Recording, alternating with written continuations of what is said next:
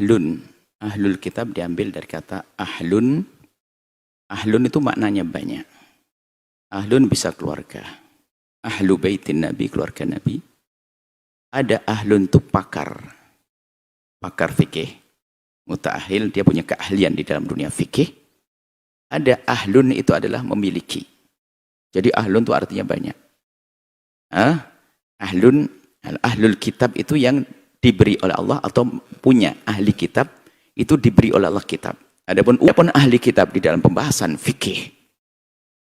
Ahli kitab dalam pembahasan fikih adalah orang-orang yang mempunyai kitab yang kitab itu pada aslinya adalah wahyu. Namanya kitab itu semula adalah wahyu. Akan tapi bersama berjalannya waktu ada campur tangan manusia dan itu memang Allah buat seperti itu. Jadi semua kitab suci yang terdahulu tidak pernah Allah jaga karena Allah telah persiapkan syariat penutup Al-Quran. Inna nahnu nazalna dzikra wa innahu lahafidun. Sehingga Injil adalah kitab suci yang Allah turunkan kepada Sayyidina Isa. Akan tapi di situ terjadi campur tangan orang-orang dan itu diakui sendiri di kalangan mereka perbedaan-pembedaan di dalam terjemahan, penafsiran yang penerjemahan dan juga masalah perbedaan nanti keyakinan. Tapi kitab adalah kaum yang mempunyai kitab suci, kitab yang dulu adalah wahyu, kitab suci. Biarpun terjadi perubahan.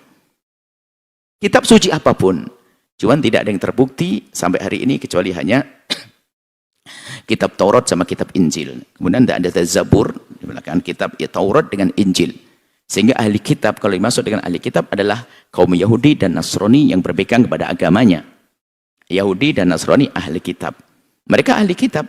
Artinya kita mengakui mereka pernah punya kitab suci. Seperti itu. Kemudian siapa ahlul kitab? Ahlul kitab dulu sekarang sama. Mereka adalah Yahudi dan Nasrani. Yahudi dan Nasrani yang kapan? Sama baik yang dulu maupun sekarang. Tapi kan Yahudi Nasrani sekarang ini musyrik. Loh emang Yahudi dulu nggak musyrik gitu? Sama. Yahudi Nasrani sekarang jahat, memusuhi umat Islam, memerangi. Emang dulu enggak? Dari dulu. Yahudi sekarang ini tidak ridho. Walan tadhu ankal yahudu walan nasara hatta tattabi'a millatahum. Yahudi dan Nasrani tidak akan ridho kepadamu sampai kamu ikut agama mereka. Kita tanya, itu ayat untuk Yahudi mana? Sekarang apa dulu? Ketika ayat ini turun, Yahudi dan Nasrani di zaman itu, mereka itu dengkinya, bencinya, memusuhi umat Islam dari zaman bahala, iya, sampai sekarang iya, sama. Sekalipun demikian, Allah tidak melarang kita melakukan beberapa hal. Bermuamalah dengan mereka, jual beli, akad apapun, termasuk menjadikan mereka sebagai pembantu kita atau mereka sebagai bos kita. Tidak terlarang. Al-Quran menyatakan dalam surah Al-Mumtahanah, Allah berfirman, La yanhakumullahu anil ladhina lam yuqatilukum fid din wa lam yukhrijukum min diyarikum an tabarruhum wa tuqsitu ilaihim. Allah tidak melarang kalian untuk berbuat baik, berbuat adil kepada orang-orang kafir yang tidak memerangi kalian dan tidak mengusir kalian dari negeri kalian. Silakan bermuamalah. Nabi SAW berjual beli, pinjam meminjam, gadai menggadai dengan orang Yahudi. Bahkan ketika beliau meninggal, baju besinya juga sedang tergadai di orang Yahudi, tapi tanpa bunga. Dan itu dilakukan. Kenapa kita mengharamkannya? Oleh karena itu ya termasuk yang boleh bagi kaum muslimin sekarang dari dulu sampai sekarang terhadap Yahudi dan Nasrani adalah menikahi wanita-wanita mereka. Tapi kalau sebaliknya tidak boleh. Muslimah menikah dengan Yahudi dan Nasrani nggak boleh. Tapi kalau laki-laki muslim menikah. Cuma tidak afdol, bakal banyak konflik. Akhwat yang nganggur masih banyak, Ngambil 4 juga bisa. Kenapa harus melirik yang lain? Ya enggak. Tapi kehalalannya ya boleh. Termasuk sembelihan mereka, ya Al-Quran yang menyatakan dalam surah Al-Ma'idah. Makanan mereka halal bagi kita, wanita mereka juga halal bagi kita. Adapun selain Ahlul Kitab, agama Hindu, agama Buddha, ateis gitu ya, selain Yahudi Nasrani, tidak boleh wanita-wanita yang dinikahi. Awas tuh, yang punya anak, silakanlah kamu ke orang kafir juga boleh, Yahudi dan Nasrani boleh.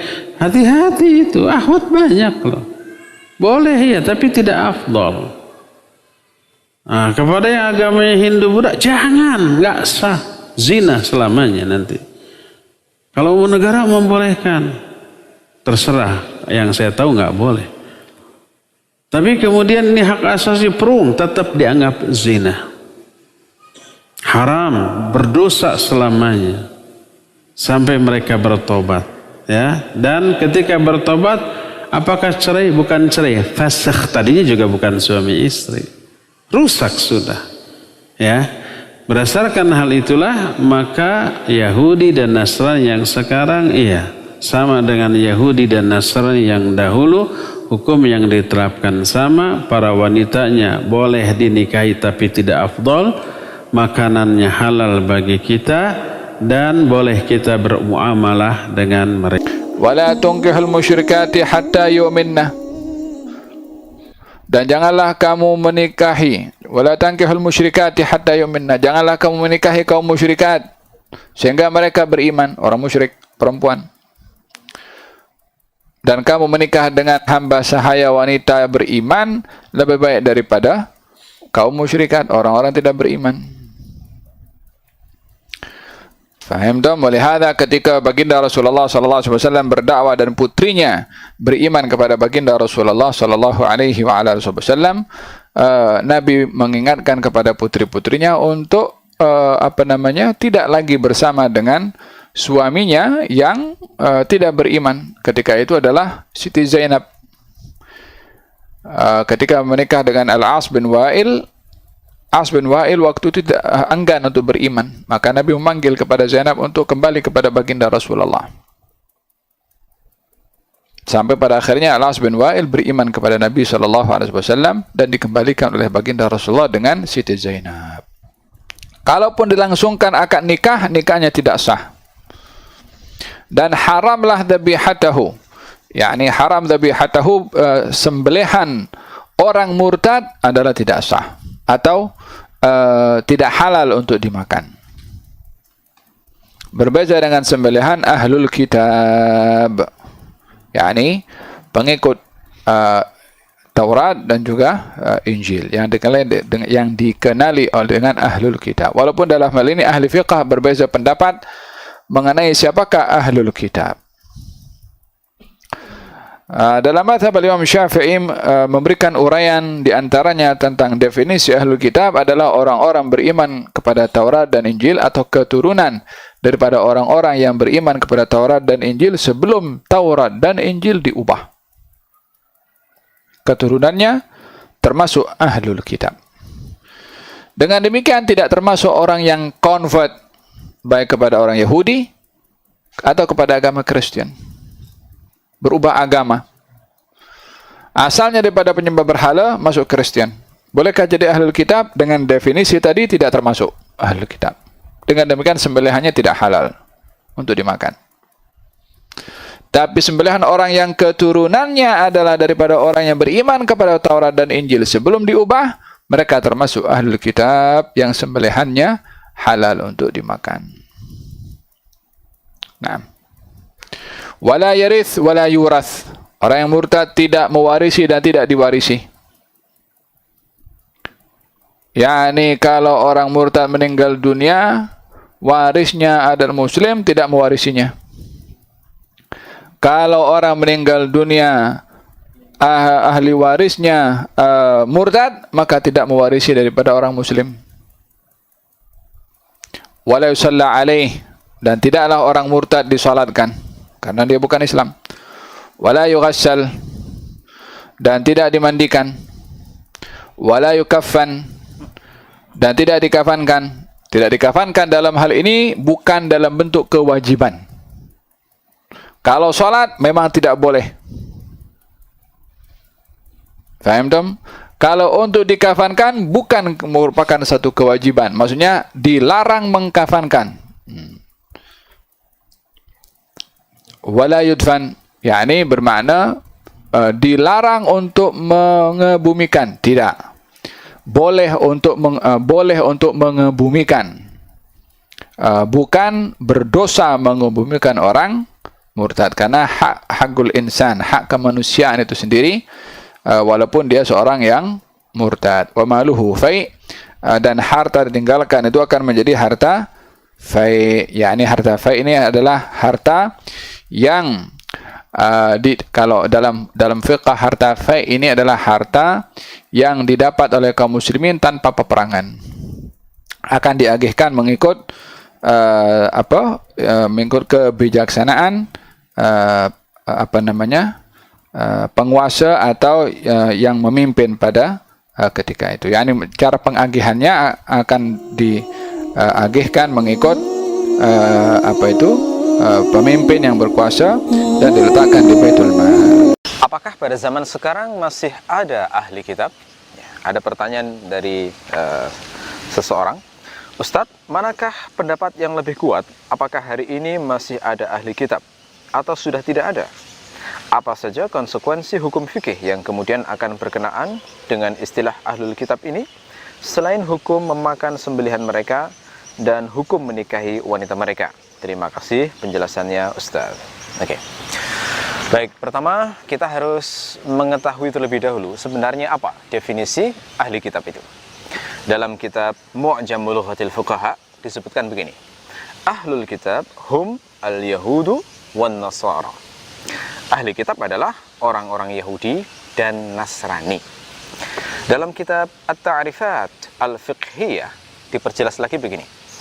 Ahlul kitab hum al-yahud al-masyhur bi Bani Israel wan nasara wa ghairuhuma mimman i'taqadu dinan samawiyan walahum kitabun munzal ka suhufi Ibrahim wa Taurati Musa wa Zaburi Dawud wa Injil Isa ala nabiyina wa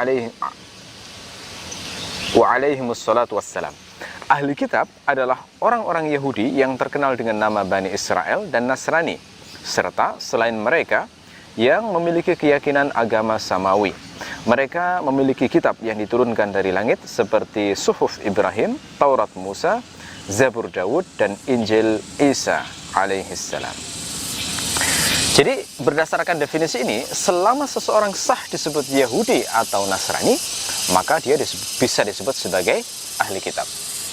Tidak membedakan apa alirannya, tidak membedakan rincian-rincian keyakinannya. Selama dia beriman terhadap kitab yang pernah diturunkan Allah kepada salah satu dari nabi-nabi yang disebutkan tadi, maka mereka disebut ahli kitab, meskipun kitab tersebut sudah tidak murni lagi. Ya. Tidak bisa dikatakan bahwa ahli kitab itu adalah Yahudi dan Nasrani yang keyakinannya masih bertauhid, ya, yang agamanya masih belum rusak. Tidak bisa dikatakan demikian, karena ahli kitab di zaman Nabi itu agamanya sudah rusak, sudah tercampur dengan berbagai macam keyakinan. Tetapi ketika Quran turun, maka mereka masih tetap disebut dengan ahlu kitab. Dan bahkan Nabi mengatakan Yahudi terpecah menjadi 70 sekian golongan, Nasrani terpecah menjadi 70 sekian golongan. Itu menunjukkan bahwa aliran mereka itu sudah tidak murni lagi, tetapi Quran tetap menyebut mereka sebagai ahlul kitab. Ya. Oleh karena itu, Yahudi dan Nasrani di zaman sekarang masih bisa disebut sebagai ahli kitab berdasarkan alas fikir yang semacam ini. Hanya saja memang ada sebagian ulama kontemporer yang berpendapat bahwa Yahudi dan Nasrani di barat hari ini itu tidak bisa dikatakan sebagai ahli kitab dengan alasan bahwa agama mereka itu hanya dianggap sebagai persoalan administratif. Aslinya mereka adalah ateis. Aslinya mereka adalah penganut hedonis. Sehingga mereka tidak beragama seperti agama orang Yahudi dan Nasrani di masa lalu. Kalau pendapat ini diterima, maka berarti haram memperlakukan mereka sebagai ahlu kitab, sehingga sembelihan mereka haram untuk dimakan, termasuk pula wanita-wanita mereka juga haram untuk dinikahi. Nah, jadi perbedaan pendapatnya adalah terletak pada menilai apakah orang yang beragama Yahudi dan Nasrani hari ini itu bisa benar-benar dikatakan Yahudi dan Nasrani dalam definisi yang diterapkan selama berabad-abad itu, ataukah mereka sudah tidak bisa dikatakan beragama Yahudi dan Nasrani mengingat keyakinan asal mereka adalah ateisme yang menyembunyikan keyakinan itu dengan dengan klaim bahwa mereka masih beragama Yahudi atau Nasrani untuk kepentingan administratif dalam bermasyarakat. Demikian. Apakah ketiga agama Abrahamik, Yahudi, Kristen, dan Islam adalah benar-benar dapat disebut keluarga? Dalam hal apa? Bagaimanakah dengan perbedaan dogma masing-masing agama Abrahamik ini? Apakah harus dikesampingkan atau seperti apa? Dalam Islam memang komunitas Yahudi, Kristen, dan Islam itu dinamai Ahlul Kitab. Ahlul Kitab berarti keluarga kitab. Sama-sama di dalam Al-Quran ada Al-Imran, artinya keluarga Imran. Ahlul Bait, keluarga Rasulullah dipanggil Ahlul Bait. Kenapa agama Islam menganggap mereka adalah keluarga? Karena dalam Islam semua rasul-rasul yang diutus oleh yang maha kuasa Allah Subhanahu wa ta'ala membawa doktrin dan ajaran yang sama. Nah, kalau kita mau menelusuri ajaran-ajaran Yahudi, Kristen, dan Islam itu sama kalau kita membaca Ten Commandments. Semuanya ada. Kita mengabdi, kita menyerahkan diri kepada Tuhan yang Esa, kita tidak boleh membunuh, tidak boleh mencuri, dan testimoni kita harus jujur, dan sebagainya. Itu semuanya sama. Dan menurut juga Al-Quran bahwa nabi-nabi yang diutus ini semuanya membawa misi yang sama, hanya pada konteks masing-masing tentu ada perubahan-perubahan yang tidak terlalu signifikan. Di dalam Al-Quran disebutkan bahwa kalian semua ini kami berikan metode, kami berikan ajaran tiap masing-masing agama atau masing-masing komunitas. Sehingga orang-orang Yahudi dan Nasrani ini betul-betul dianggap satu keluarga. Dan di dalam Al-Quran banyak sekali ayat-ayat yang menyebut tentang Ahlul Kitab ini, bukan komunitas lainnya. Dari itu sudah dikenal bahwa Ahlul Kitab adalah keluarga, dan Rasulullah pernah bersabda, barang siapa yang mengganggu Ahlul Kitab seakan-akan mengganggu saya. Itulah sebabnya Ahlul Kitab dianggap keluarga, karena doktrinnya pada dasarnya bersumber dari satu, dan juga doktrinnya tidak banyak beda antara satu dengan lainnya.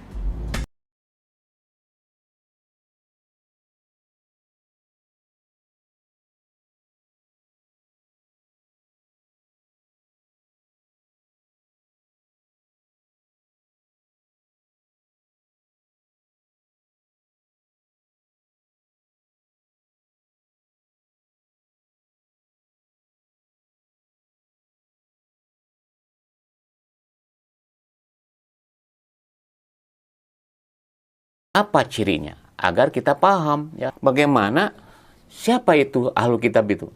Ya, jadi Ahlul Kitab itu adalah sebutan, sekali lagi, sebutan Allah kepada orang yang menguasai kitab tapi tidak melaksanakan kitab itu. Ya. Nah, Allah sebutkan di dalam surat Ali Imran. Dan sesungguhnya di antara min ahlul kitab, ya, min ahlul kitab, di antara Ahlul Kitab ada yang beriman kepada Allah. Di antaranya ada juga yang beriman. Jadi jangan semua ahli kitab kufur, tidak kan tadi. Hanya sebagian besar fasik, kufur kepada Allah gitu ya.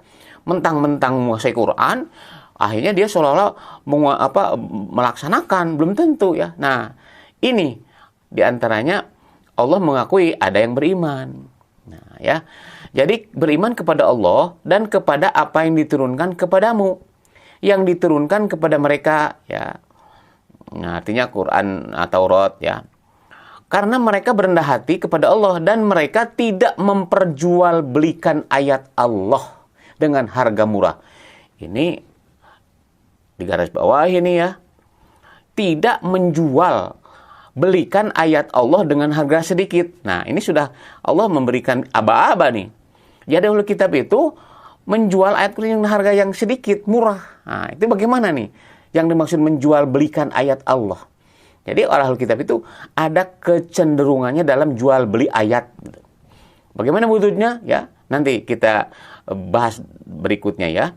Jadi mereka memperoleh pahala si Tuhannya. Sungguh Allah sangat cepat perhitungannya. Jadi diaku ya.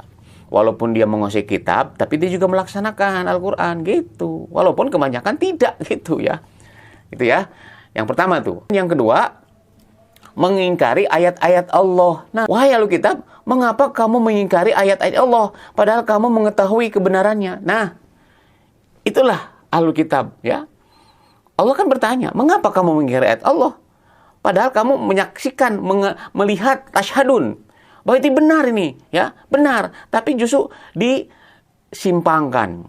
Akhirnya dijual beli tadi ya. Jadi dengan harga, dengan yang dia maui duniawinya lah gitu. Kemudian surat Ali Imran ayat 98, Allah menyuruh kepada Nabi Muhammad untuk menyampaikan apa kalimat itu ya. Kan ini perintah Allah ya kepada Rasulullah nih, kepada orang mukmin lah. Ya ahlul kitab, hei ahlul kitab, mengapa kamu mengingkari ayat-ayat Allah padahal Allah mau menyaksikan apa yang kamu kerjakan? Kemudian mencampur adukan yang hak dan yang batil. Nah, ini sifat-sifat orang ahlul kitab ya, yang kufur tadi. Allah menyuruh juga kepada mereka ya, ya ahlul kitab, wahai ahlul kitab, mengapa kamu mencampur adukan kebenaran kebatilan dan kamu menyembunyikan kebenaran padahal kamu mengetahui. Nah, luar biasa ya pemirsa. Allah menyebutkan begini, jadi kelakuan gitu, sifat karakter orang ahlul kitab itu mencampur adukan kebenaran dan kebatilan dan menyembunyikan kebenaran. Karena dia merasa pintar menguasai kitab, akhirnya dia putar-putar gitu. Tapi intinya ada sesuatu yang diinginkan. Apalagi kalau bukan duniawi ya. Dia menjual harga itu. Ayat Al-Quran diputar balik karena dia menguasai menurut ini. Akhirnya dia melanggar ayat itu. Begitu ya. Kelakuannya gitu, campur aduk. Padahal ini jelas, ini bukan dari Al-Quran. Ini ada kada budaya, dari agama Hindu, dari Buddha. Seolah itu dibenarkan. Alasannya kearifan lokal. Alladzina amanu wa lam yalbisul imanahum bidzulmin ulaika lahum muhtadun. Jadi kalau orang beriman, mau siapa saja, mau ahlul kitab, mau siapa saja, tidak mencampur adukan iman dengan syirik.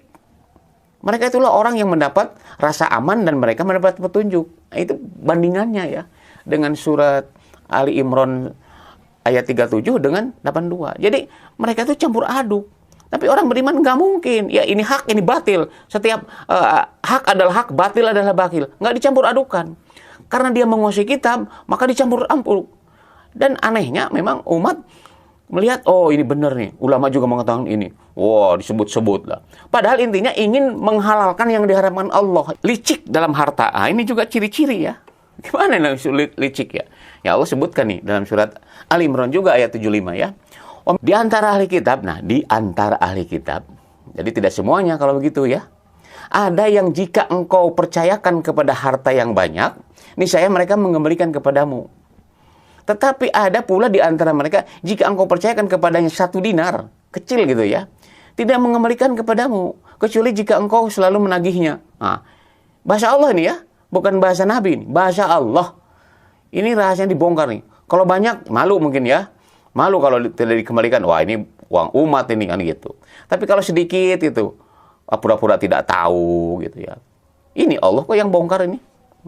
Yang demikian itu sebabkan mereka berkata, tidak ada dosa kami terhadap orang yang buta huruf. Nah, karena umat bodoh gitu ya, nggak apa-apalah dikit mah gitu. Begitu ya. Mereka hal yang dusta terhadap Allah padahal mereka mengetahui. Nah, ini bahasa Allah padahal gitu. Padahal mereka mengetahui, tahu ini hak umat. Sedikit pun, serupiah itu hak umat. Jangan coba-coba diambil. Alasannya, wajar saja. Gitu ya. Nah, ini Allah bongkar nih mulai ya. Bongkar-bongkar nih. Siapa mereka? kemudian mengajarkan munafik. Nah, hati-hati nih ya. Kok bisa mengajarkan munafik? Nah, coba perhatikan ayat 72 ayat Al-Imran ya. Dan segolongan ahli kitab berkata kepada sesamanya. Nah, sesama, maaf ya, mungkin kalau disebut istilahnya ajengan gitu, kiai misalnya. Tapi di sini tidak kan.